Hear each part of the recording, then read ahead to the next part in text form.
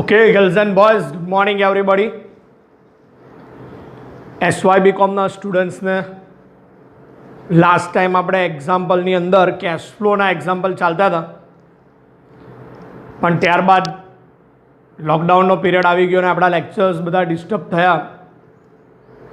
મે બી એવું પોસિબલ બને કે કેશ ફ્લો સ્ટેટમેન્ટ એ બધું ભૂલાઈ ગયું હોય, તો આપણે આજે શરૂઆતથી જ ભણીએ છીએ એટલે વાંધો ના આવે.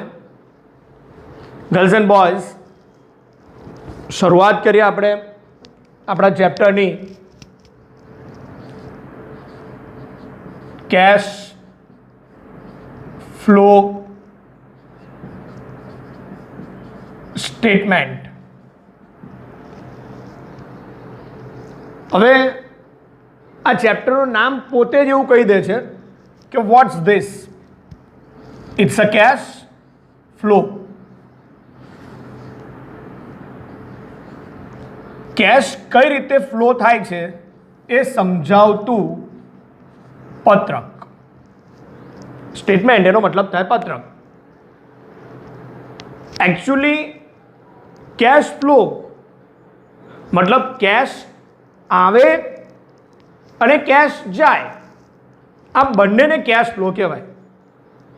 કેશ આવે દેટ ઇઝ કેશ ઇનફ્લો અને કેશ જાય એ કેશ આઉટફ્લો. ઓફકોર્સ આ ચેપ્ટરની અંદર એ પણ આપણે સમજવું પડે કે why we are going to prepare the cash flow statement. તો એકચ્યુઅલી કંપનીઝ એક્ટ 2013, કંપનીના કાયદા 2013 પ્રમાણે કેશ ફ્લો સ્ટેટમેન્ટ પ્રિપેર કરવું એ મેન્ડેટરી છે. પછી ચાહે તમારી કંપની એ લિસ્ટેડ કંપની હોય કે અનલિસ્ટેડ કંપની હોય, બટ કેશ ફ્લો સ્ટેટમેન્ટ બનાવવું એ મેન્ડેટરી છે. Along with filing the income tax return and other submission, you have to submit the cash flow statement too. તમારે કેશ ફ્લો સ્ટેટમેન્ટ પણ submit કરવું પડે. તો જ્યારે આ સ્ટેટમેન્ટ બનાવવું કમ્પલસરી છે, મેન્ડેટરી છે, તો આપણે એને સમજવું પણ પડે. ઓફકોર્સ અહીંયા નામ પોતે જ કહી દે કે વોટ ઇઝ કેશ ફ્લો. રોકડ પ્રવાહ. તમે 12th સ્ટાન્ડર્ડમાં પણ ભણી ગયા છો. રોકડ પ્રવાહનું પત્રક પણ 12માં હતા ત્યારે નાના હતા, હવે થોડા મોટા છો, અન્ડરસ્ટેન્ડિંગ લેવલ ડેવલપ થયું હોય. બિઝનેસની અંદર ઘણા બધા રીઝન છે, ઘણા બધા ટ્રાન્ઝેક્શન્સ છે. હજારો ટ્રાન્ઝેક્શન થાય એક વર્ષની અંદર કે જ્યાં તમારી પાસે કેશ આવે, તમારી પાસેથી કેશ જાય. ઘણા બધા ટ્રાન્ઝેક્શન ઉધાર થાય છે. આજે પૈસા નહીં, 3 મહિને પૈસા ઉધાર, વેચાણ થાય, ઉધાર ખરીદી થાય, ત્યારે તો બેલેન્સ શીટની અંદર ડેટર હોય, ક્રેડિટર હોય, બધું જ હોય. હવે તમે એક બેલેન્સ શીટ ઇમેજ કરો કે ભાઈ એક તમારી બેલેન્સ શીટ છે. તો બેલેન્સ શીટ જે વર્ટિકલ ફોર્મેટ હોય એની અંદર બેલેન્સ શીટ, એની અંદર એક્ઝેક્ટલી એક જે રેફરન્સ નોટ આવે એની અંદર અસેટ સાઇડ એક રેફરન્સ નોટ છે, કેશ એન્ડ કેશ ઇક્વિવેલન્ટ. તો અહીંયા કેશ ફ્લો મતલબ એકલા રોકડા નથી લેવાના, પણ કેશ એન્ડ કેશ ઇક્વિવેલન્ટ લેવાનું છે. અને કેશ ઇક્વિવેલન્ટની અંદર શું આવે? કેશ પણ આવે, બેંક બેલેન્સ પણ આવે. બરાબર છે? તો બેંક બેલેન્સ ને કેશ બંને આપણે કેશ એન્ડ કેશ ઇક્વિવેલન્ટમાં લઈએ છીએ, તો બંને વસ્તુ ધ્યાનમાં લેવાની. ઓકે ગર્લ્સ એન્ડ બોયઝ, હવે આપણે સમજવું હોય કે ભાઈ કેશ ફ્લો મતલબ શું, તો બે રીતની ડેફિનેશન બને. એક cash generate, cash created by an organization, અને બીજું એવું પણ કહેવાય સાદી ભાષામાં કે change in cash balance, cash and cash equivalence. બંને એક જ છે. જનરેશન, કેશ જનરેટ કઈ રીતે થાય, તો ઉદાહરણ આપીને તમને સમજાવું તો ફોર એક્ઝામ્પલ તમારી પાસે બે બેલેન્સ શીટ છે, એક 18-19ની અને બીજું 19-20ની. હવે 18-19નું કેશ અને કેશ ઇક્વિવેલન્ટ 2 લાખ છે, અને 19-20 એનું કેશ અને કેશ ઇક્વિવેલન્ટ 3 લાખ છે. તો 2 લાખ અને 3 લાખ. થિંક આખા વર્ષમાં હજારો કરોડો ટ્રાન્ઝેક્શન થયા હશે, કેટલી વાર ધંધામાંથી પૈસા ગયા હશે, રૂપિયા આવ્યા હશે, કેટલા બધા પ્રકારના વ્યવહારો થયા હશે, ટ્રાન્ઝેક્શન્સ થયા હશે. પણ વર્ષની શરૂઆત 18-19 2 લાખ રૂપિયા કેશ અને કેશ ઇક્વિવેલન્ટ હતું, જ્યારે ક્લોઝિંગ 19-20 એમાં 3 lakhs બેલેન્સ હતું. સો ઓપનિંગ અને ક્લોઝિંગનો difference, that is the change in the closing balance and opening balance is 1 lakh. That is the cash generated by an organization. But how the firm make the cash outflow and how the cash inflows, that we have to understand. એ વસ્તુ આપણે સમજવી પડે. Cache flow statement બનાવવાનું કેમ, that is important. તો આપણો next topic લઈએ, why we are going to prepare the statement, cash flow statement. Okay મિત્રો, હવે કેશ ફ્લો તો આપણે અન્ડરસ્ટેન્ડ કરી શકીએ કે વોટ ઇઝ કેશ ફ્લો. મેં તમને અત્યારે સમજાવ્યું કે cash created, cash generated, difference between opening and closing. Of course એ પોઝિટિવ હોઈ શકે, નેગેટિવ હોઈ શકે, કંઈ પણ હોઈ શકે. ફોર એક્ઝામ્પલ, સપોઝ કોઈ એક કંપની છે, માની લો કે કોઈ એક કંપની, કોઈ પણ નામ આપી દો, X limited, Y limited, XYZ limited, અને એનું કેશ 2018-19માં 2 લાખ હતું, 19-20માં 3 લાખ થયું, તો જનરેટ થયા પૈસા. પણ 20-21માં ફરી એ કેશ ઘટીને 1 લાખ થઈ ગયું. તો પહેલાં 2 લાખ, પછી 3 લાખ, પછી 1 લાખ. તો 2 લાખથી 3 લાખ થયા, તો 1 લાખ જનરેટ થયા, કેશ ઇન્ક્રીઝ થયું.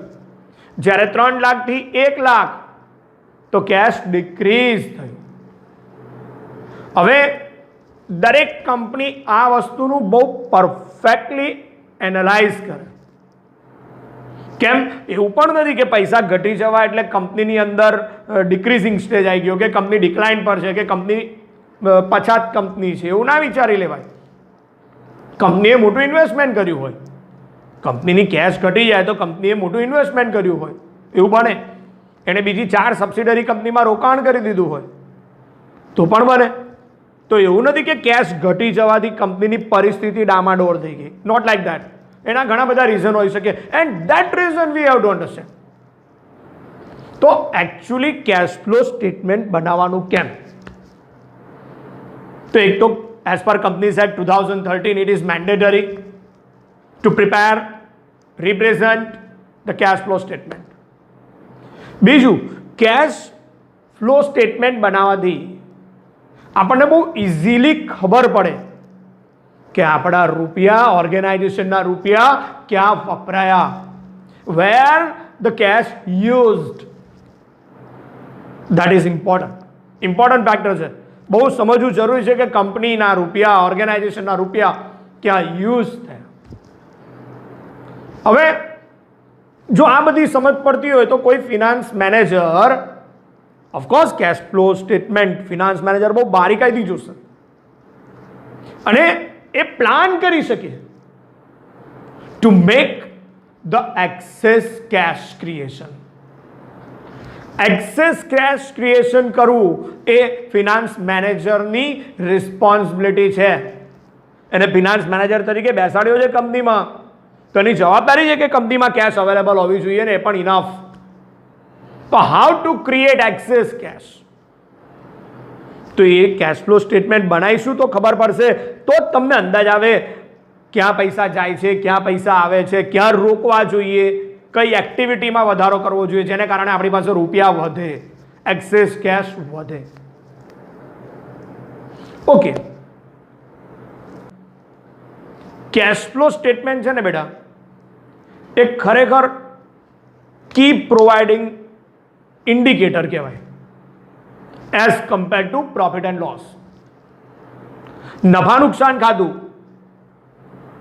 એ માત્ર પ્રોફિટ બતાવે અથવા લોસ બતાવે. તો નફા નુકસાન ખાતું આઈધર પ્રોફિટ ઇન્ડિકેટ કરશે અથવા લોસ ઇન્ડિકેટ કરશે, પણ એક્ઝેક્ટ કેશ વિશે કશું નહીં કહે. અને profit word profit is work. Profit ઘણા બધા હોઈ શકે. Profit before tax, profit after tax, then after profit available for the shareholder, retain earning, gross profit, net profit.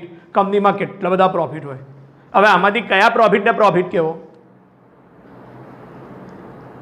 તો બહુ અઘરું છે સમજવું. હવે પ્રોફિટના બેઝ પર પ્રોફિટ ધારો તો એક એક્ઝામ્પલ આપું, કોઈ કંપનીમાં પ્રોફિટ 5 લાખ કરોડ રૂપીસ છે.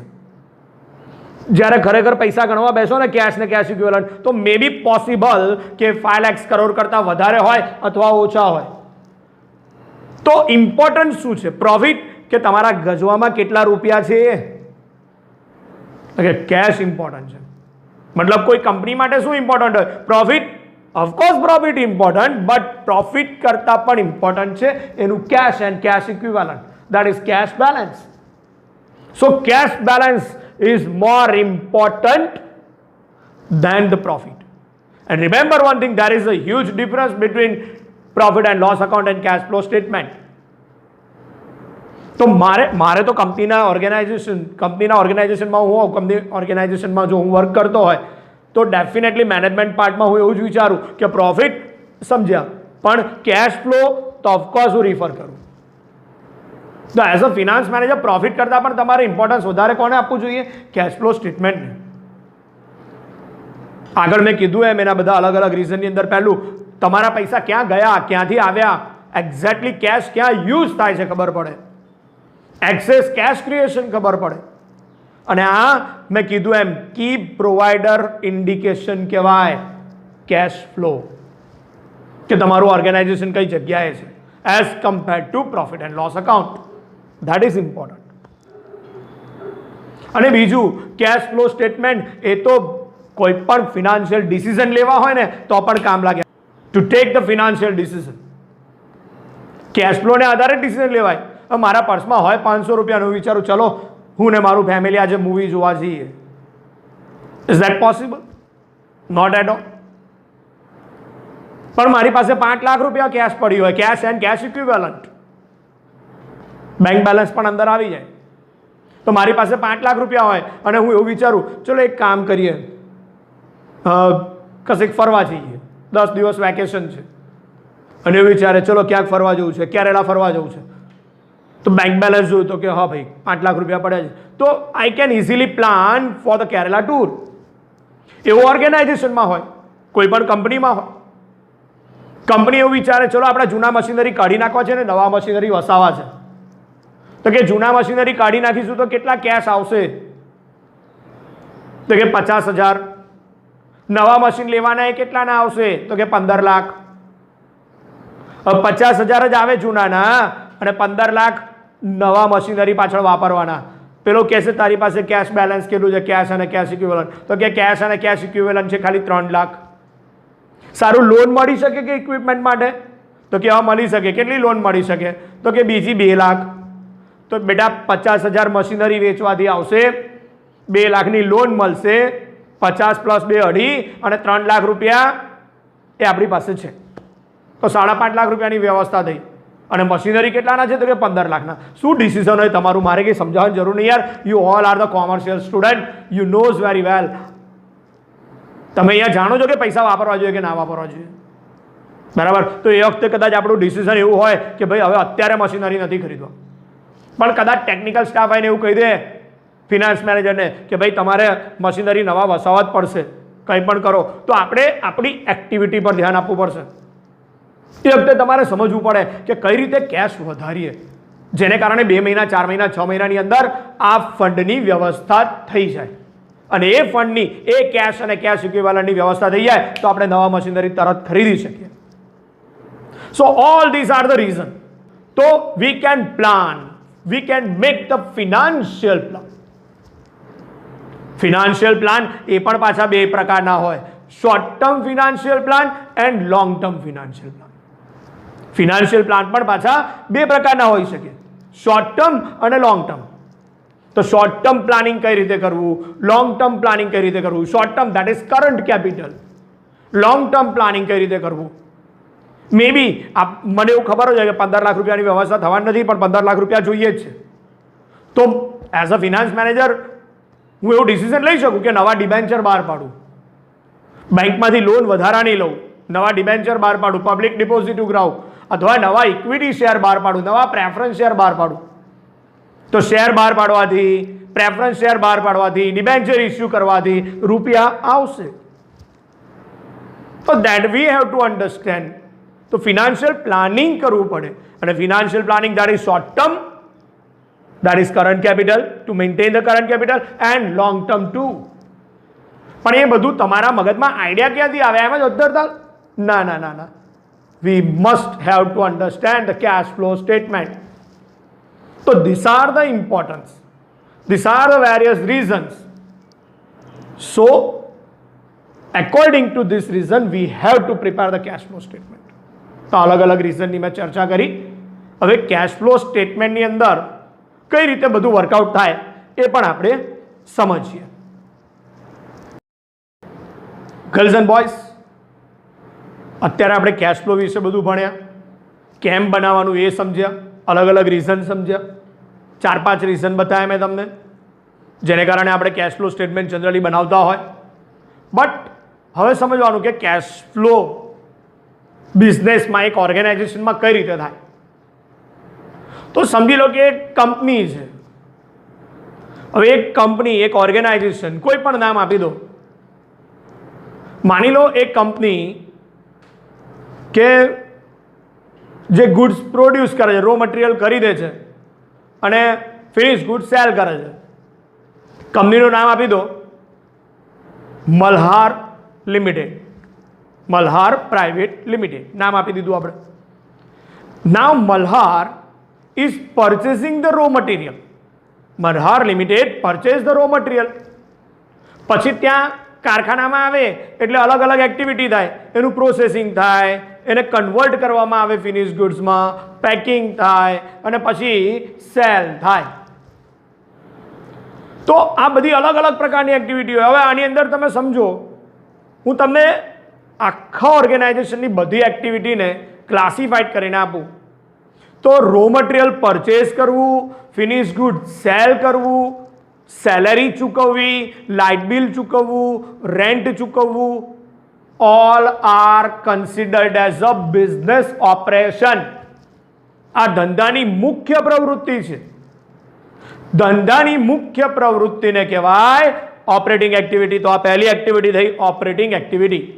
Operating activity means cash flow from business operation. ધંધાના વ્યવહારોમાંથી ઉપજતી રોકડ.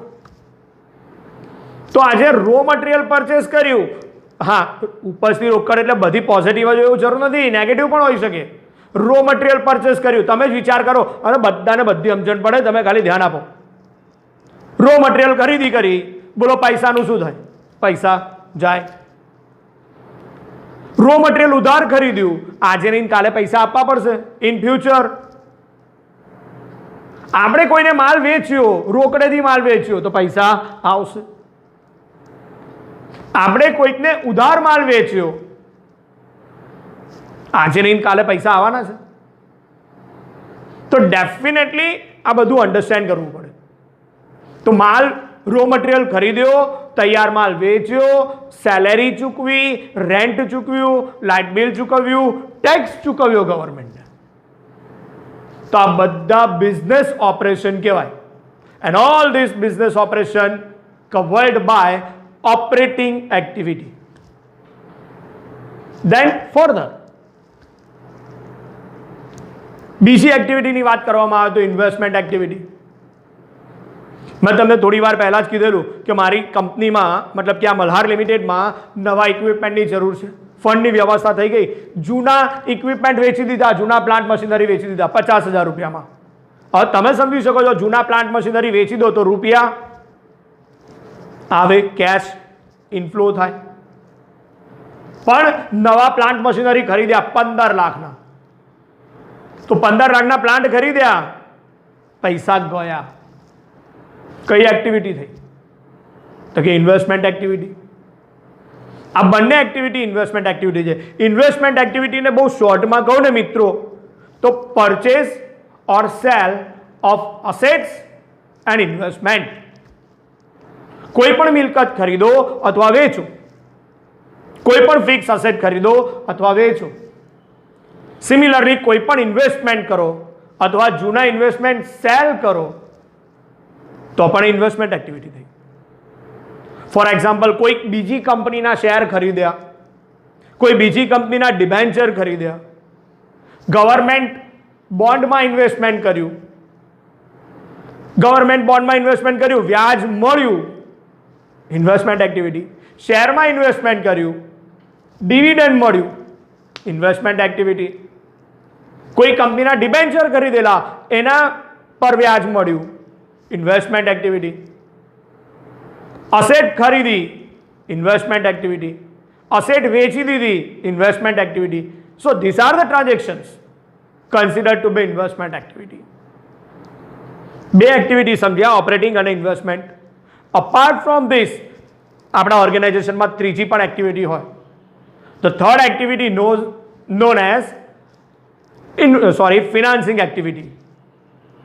ત્રીજી આપણી એક્ટિવિટી છે ફિનાન્સની, નાણાકીય લેવડ દેવડ.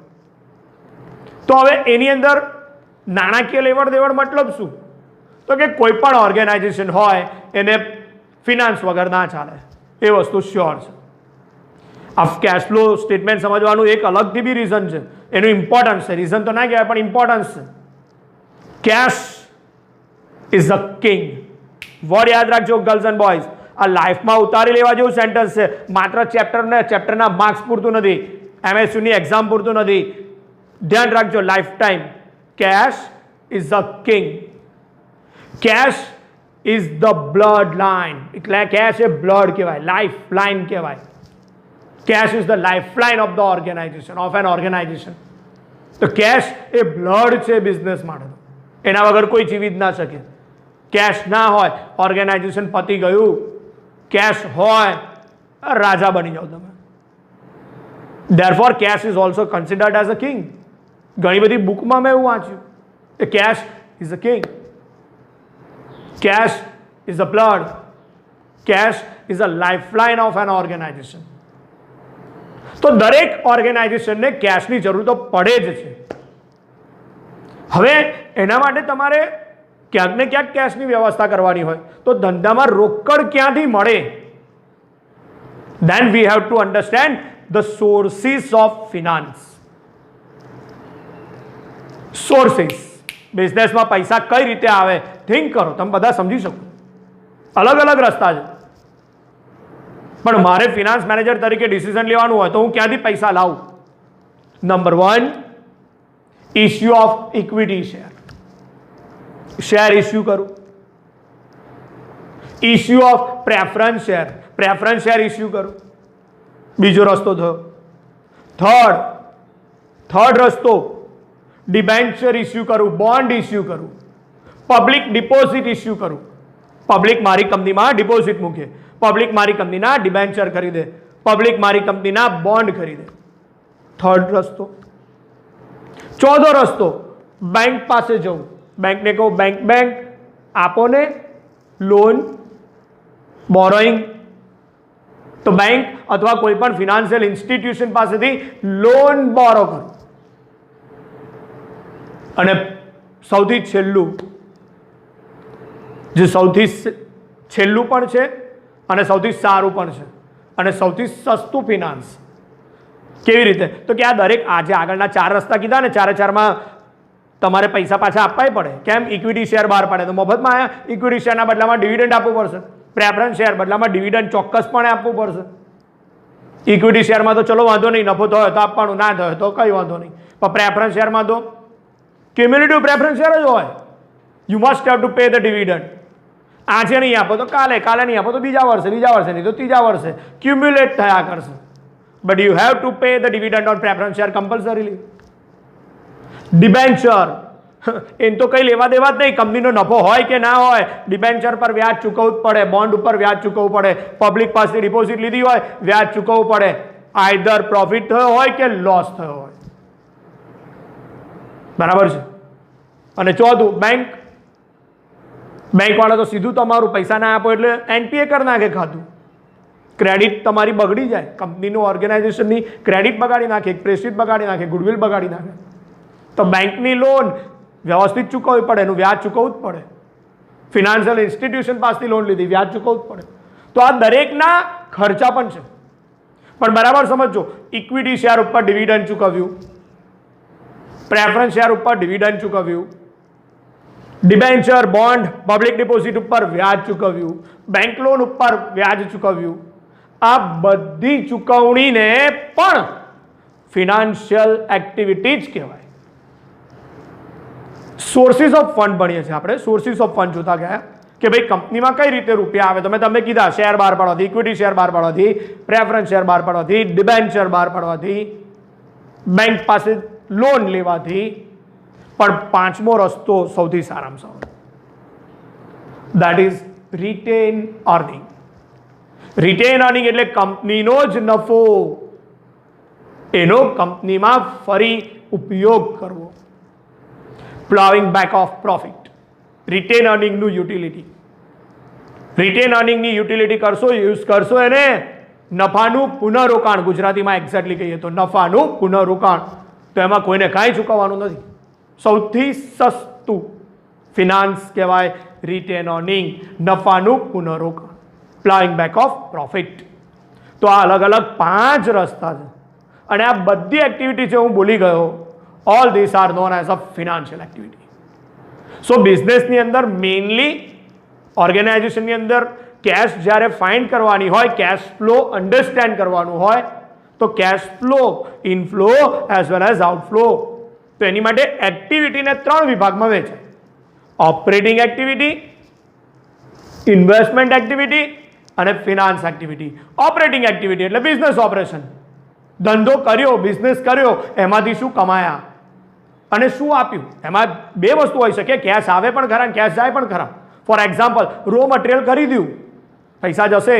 વેજીસ ચૂકવ્યું, પૈસા જશે. સેલેરી ચૂકવી, ઇલેક્ટ્રિસિટી બિલ ચૂકવ્યું, ગવર્મેન્ટને ટેક્સ આપ્યો, પૈસા જશે. ગવર્મેન્ટને ટેક્સ આપ્યો એ પણ ઓપરેટિંગ એક્ટિવિટી થઈ ગઈ. જ્યારે ઇન્વેસ્ટમેન્ટ એક્ટિવિટી, પ્લાન્ટ અને મશીનરી ખરીદ્યા, કોઈ પણ ફિક્સ અસેટ ખરીદી, ફિક્સ અસેટ વેચી, બીજી કંપનીના શેરમાં આપણે રોકાણ કર્યું તો ઇન્વેસ્ટમેન્ટ એક્ટિવિટી છે. સમજો, બીજી કંપનીના શેરમાં રોકાણ કર્યું ને આપણી કંપનીના શેર બહાર પાડ્યા, આપણી જ કંપનીના શેર ઇસ્યુ કરો, એ ફિનાન્સિંગ એક્ટિવિટી કહેવાય. પણ બીજી કોઈ કંપનીના શેરમાં આપણે રોકાણ કરીએ એ ઇન્વેસ્ટમેન્ટ એક્ટિવિટી કહેવાય. એના ઉપર મળનારું વ્યાજ અથવા ડિવિડન્ડ એ પણ ઇન્વેસ્ટમેન્ટ એક્ટિવિટી છે. So interest received, dividend received on shares, that is investment activity. પણ આપણી જ કંપનીના શેર, એના ઉપર ડિવિડન્ડ ચૂકવો તો એ ફિનાન્સ એક્ટિવિટી થઈ જાય. You must have to understand and all things should be clear. આ ઇન્વેસ્ટમેન્ટ એક્ટિવિટીને પણ બાજુ પર ખસાઈ દે તો ત્રીજી એક્ટિવિટી હવે ફિનાન્સ. તો ફિનાન્સમાં તમને અલગ અલગ રસ્તા કરી દીધા. Issue of share, that is equity share, issue of preference share, issue of debenture, bond, public deposits, bank પાસેથી લોન લેવી, ફિનાન્શિયલ ઇન્સ્ટિટ્યુશન પાસેથી લોન લેવી, બોરોઈંગ કરવું અને રિટેન અર્નિંગ. અને આ બધા ઉપર તમે કંઈક ને કંઈક ચૂકવો છો. ઇક્વિટી હોય તો ડિવિડન્ડ ચૂકવો છો, પ્રેફરન્સ હોય તો ડિવિડન્ડ ચૂકવો છો, વ્યાજ ચૂકવો છો. બરાબર છે? તો એ બધું ફિનાન્સિંગ એક્ટિવિટી કહેવાય. So to understand the cash flow we must have to understand the cash inflow as well as cash outflow. અને જો એ કેશ ઇનફ્લો અને આઉટફ્લોનો ડિફરન્સ પોઝિટિવ હોય તો કેશ ઇન્ક્રીઝ થઈ અને નેગેટિવ હોય તો કેશ ડિક્રીઝ થઈ. હવે એમાં આપણે 3 એક્ટિવિટી, મેં કીધું એ પ્રમાણે 3 એક્ટિવિટીમાં ડિવાઈડ કરી દીધું. કઈ 3 એક્ટિવિટી? સૌથી પહેલા ઓપરેટિંગ એક્ટિવિટી, બીજું ઇન્વેસ્ટમેન્ટ એક્ટિવિટી અને ત્રીજું ફિનાન્સ એક્ટિવિટી. અને એમાં આવતા ટ્રાન્ઝેક્શન પણ કહી દીધા. હવે એનો શોર્ટ પ્રોફોર્મા પણ આપણે અન્ડરસ્ટેન્ડ કરવાનો છે, એ જોઈ લઈએ આપણે. શોર્ટ પ્રોફોર્મા પણ we have to understand the short proforma. Long proforma એ તમને મટીરિયલમાં પણ મળી જશે અને મેં લખાવેલો પણ છે. પણ શોર્ટ પ્રોફોર્મા એકવાર આપણે જોઈ લઈએ, અન્ડરસ્ટેન્ડ કરી લઈએ. એના પછીના લેક્ચરમાં આપણે એક્ઝામ્પલ્સ કેલ્ક્યુલેટ કરી શકીશું. થોડું સ્પીડલી કેશ ફ્લો સ્ટેટમેન્ટ સમજી લઈએ અને શોર્ટમાં. બેટા કેશ ફ્લો સ્ટેટમેન્ટ 3 એક્ટિવિટીમાંથી કેશ આપણને મળે.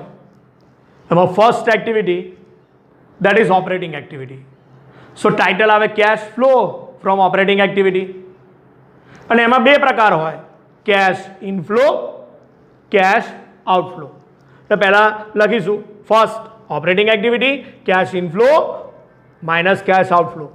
જે વધે એ આઉટર કોલમમાં જાય. That is the net cash flow from operating activity. બીજું ઇન્વેસ્ટમેન્ટ એક્ટિવિટી. એની અંદર પાછા બે પાર્ટ પડે, cash inflow from investment activity. Cash inflow ક્યારે થાય? જ્યારે કોઈ પ્રોપર્ટી વેચી દીધી હોય, કોઈ રોકાણો વેચી દીધા હોય તો કેશ ઇનફ્લો થાય. એમાંથી minus cash outflow from investment activity. Cash outflow ક્યારે થાય ઇન્વેસ્ટમેન્ટ એક્ટિવિટીથી? કોઈ મિલકત ખરીદી હોય, કોઈ રોકાણો ખરીદ્યા હોય તો ઇનફ્લો આઉટફ્લો ડિફરન્સ એ આઉટર કોલમમાં જાય અને આઉટર કોલમમાં જશે એને કહીશું net cash flow from investment activity. B answer. ધારો કે પહેલા આપણે લખીએ net cash flow from operating activity, A answer. Net cash flow from investment activity, B answer. હવે ત્રીજી એક્ટિવિટી આયા, છેલ્લી એક્ટિવિટી ઇન્વેસ્ટમેન્ટ એક્ટિવિટી. તો cash inflow from investment activity, cash outflow from investment activity. બંનેનો ડિફરન્સ એ પાછો આઉટરમાં જાય. C answer net cash flow from investment activity. હવે તમારી પાસે 3 મેઇન આન્સર થઈ ગયા. A net cash flow from operating activity, B net cash flow from investment activity અને C net cash flow from financing activity. A plus B plus C ત્રણેયનો સરવાળો કરી દેવાનો. That is net cash flow. બધી જ એક્ટિવિટીનો સરવાળો. હવે એ તમે જનરેટ કરી કહેવાય કેશ. આખા વર્ષ દરમિયાન તમે એટલી કેશ જનરેટ કરી. આઈધર એ કેશ ઇન્ક્રીઝ પણ હોય અથવા ડિક્રીઝ પણ હોય. જો પોઝિટિવ આન્સર હોય તો કેશ ઇન્ક્રીઝ થઈ અને નેગેટિવ આન્સર હોય તો કેશ ડિક્રીઝ થઈ. હવે જે પણ ફાઇનલ આન્સર આવ્યો net cash either increase or decrease, એની અંદર પ્લસ કરવાનું. વર્ષની શરૂઆતની ઓપનિંગ, જે પણ ઓપનિંગ કેશ અને કેશ ઇક્વિવેલન્ટ હોય, વર્ષની શરૂઆતનું બેલેન્સ એ અંદર પ્લસ કરીશું. Plus opening cash and cash equivalent. Automatically answer જે વધશે that will be closing cash and cash equivalent. એટલે તમને જે બેલેન્સ શીટ આપી હોય કમ્પેરેટિવ 18, 19 ને 19, 20, તો એની અંદર ક્લોઝિંગ કેશ એ તમારો આન્સર આવી જશે. તો that we have to understand in an example. અને આપણે હવે જે એક્ઝામ્પલ લઈશું એની અંદર આ બધું સમજતા જઈશું.